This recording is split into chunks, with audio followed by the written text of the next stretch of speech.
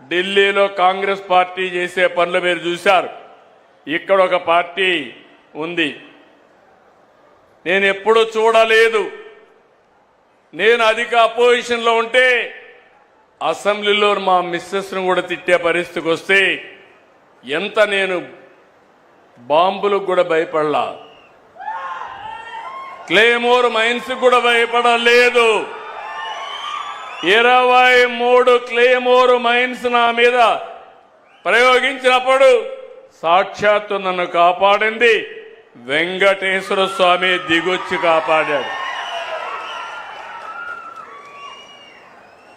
అలాంటి నేను ఎప్పుడు కూడా వెంకటేశ్వర స్వామి మా ఇంటి దైవం.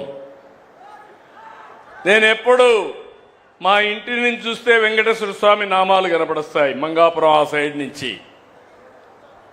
అలాంటి వెంకటేశ్వర స్వామికి అపచారం చేసే పరిస్థితి ఈ మధ్యలో మీరు చూస్తున్నారు. అధికారంలో ఉంటే బూతులు తిడతారు, అపోజిషన్లో ఉంటే కూడా బూతులు తిడతారు. ఇది ఎక్కడ న్యాయమో ఏమయ్యా, మీకు ఇది కరెక్టేనా? మీకైతే కోపం రాదా? మీ తల్లిని తిడితే మీకు కోపం రాదా? మీ ఇంట్లో వాళ్ళని తిడితే మీకు కోపం రాదా?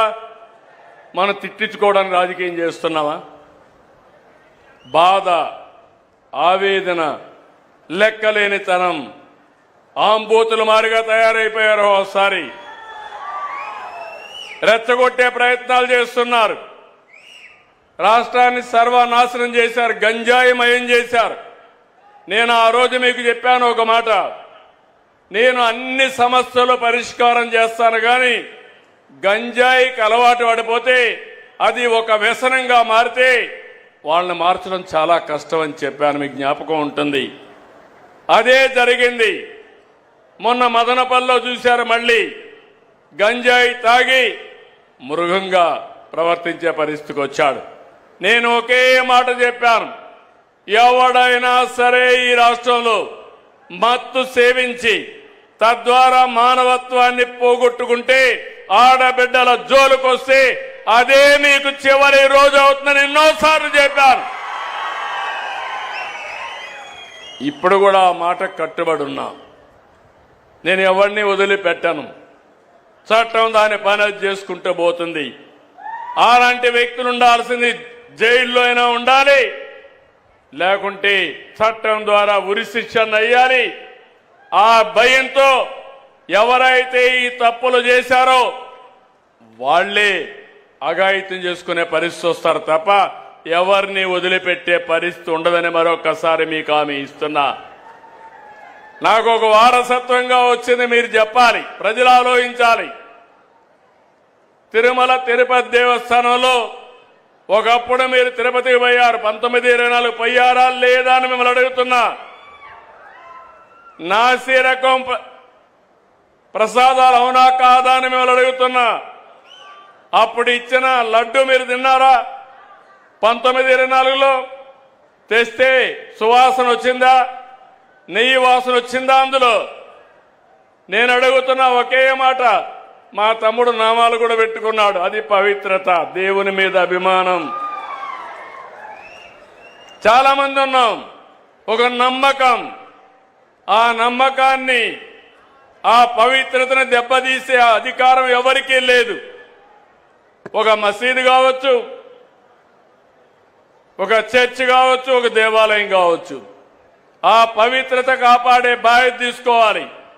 అలాంటిది అపవిత్రం చేస్తే నేను ముఖ్యమంత్రి అయిన తర్వాత నేను ఇచ్చిన హామీ ప్రకారం రెండో సంతకం ఆఫీసర్ వేసింది తిరుమల తిరుపతి దేవస్థానం ఈవోగా వేసి శ్యామలరావుని ప్రక్షాళన కార్యక్రమానికి ప్రారంభించా. వస్తే నెయ్యి చూస్తే బాగా లేకపోతే తిరిగి పంపించి దాంట్లో నుంచి శాంపుల్ తీసుకొని ఎన్డీడీబీ పంపించారు. ఎన్డీడీబీ పంపిస్తే అందులో నుంచి ఎనిమల్ ఫ్యాట్ ఉందని ఆ రోజు చెప్పారు. అది చెప్పిన తర్వాత నేను ఆలోచించి ఇది నేను చెప్పకపోతే నా మీద అప్రతిష్ట వస్తుంది, అపవాదు వస్తుందనే ఉద్దేశంతో నేను చెప్పాను. తర్వాత లేనిపోని సమస్యలన్నీ క్రియేట్ చేసి సుప్రీంకోర్టు వరకు పోయే పరిస్థితికి వచ్చారు, సిట్ వేశారు. ఆ సిట్లో వచ్చినటన్నీ మీరు చదివి ఉంటారు. చాలా స్పష్టంగా చెప్పారు, అసలు ఇది నెయ్యే కాదు, కెమికల్స్తో తయారు చేసిన నెయ్యి అని చెప్పారు. రాష్ట్ర ప్రభుత్వాన్ని కూడా యాక్షన్ తీసుకోమని అధికార యంత్రాంగం పైన ఒక రిపోర్ట్ పంపించారు. ఇవన్నీ వస్తే తప్పుని తప్పించుకోవడానికి, వాళ్ళు చేసిన తప్పుని వేరే వాళ్ళపైన వేయడానికి ప్రయత్నం చేసే నీచులున్నారంటే ఏమనాలి నాకైతే అర్థం కావడంలా. మీరందరూ ఒకసారి గుర్తుపెట్టుకోండి, ఆ రోజు నా మీద నేనే ముఖ్యమంత్రి, తెల్లవారు నిద్రలేశాను, వివేకానందరెడ్డి మర్డర్, నిద్రలే చూస్తే టీవీ సాక్షిలో వేశారు. ఏమని? గుండెపోటుతో వివేకానందరెడ్డి చనిపోయాడని. నేను కూడా నమ్మాను, పాపం అనిపించింది. సాయంత్రం అయింది, పోస్ట్ మార్టం చేశాం. అది కూడా ఆయన కూతురు అడిగింది. అడిగితే పోస్ట్ మార్టం చేస్తే ఇది గుండెపోటు కాదు, గొడ్డలి పోటని తేల్చారు. సాయంత్రానికి నాటకాల రాయుడు మాట మార్చేశాడు. తండ్రి లేని బిడ్డను ఉన్న పెద్ద దిక్కుపోయాడని. అది అయ్యింది. తెల్లవారి నిద్ర లేస్తానే సాక్షి పేపర్ ఒకసారి మీరు గుర్తుపెట్టుకోవాలి. నారాసుర రక్త చరిత్ర నా చేతిలో కత్తి పెట్టి నా జీవితంలో ఊహించని సంఘటనది. నేను రాజకీయం చేస్తాను కానీ రౌడీల గుండెల్లో రైళ్లు పరిగెత్తిస్తాను కానీ సంఘ విద్రోహ శక్తులను అణిచివేస్తాను కానీ ప్రాణానికి కూడా లెక్క పెట్టుకోను కానీ నేను నేరాలు చెయ్యబోనని మీ అందరికీ హామీ ఇస్తున్నా. అది నా నిజాయితీ, అది నా యొక్క జీవితం అంతా కూడా మీరు చూశారు. అలాంటిది పాపం ఆ అమ్మాయి కూడా వాళ్ళ చిన్నాన్న కూతురు మోసపోయింది. తర్వాత తెలుసుకునే కొద్దిగా లేట్ అయిపోయింది. ఇప్పుడు తిరుగుతా ఉంది. సెక్యూరిటీ కూడా పెట్టుకొని తిరిగే పరిస్థితి వచ్చింది. నిన్న మీరు చూస్తే ఇంత స్పష్టంగా చెప్పితే, అపవిత్రం చేశారని చెప్తే, అవినీతి జరిగిందని చెప్తే తిరిగి హెరిటేజ్ అనే కంపెనీ తీసుకొచ్చి నా పేరే వేసి తప్పించుకోవాలంటున్నా అంటే కరుడు గట్టిన నేరస్తుడు అవునా కాదా అని మిమ్మల్ని అడుగుతున్నా.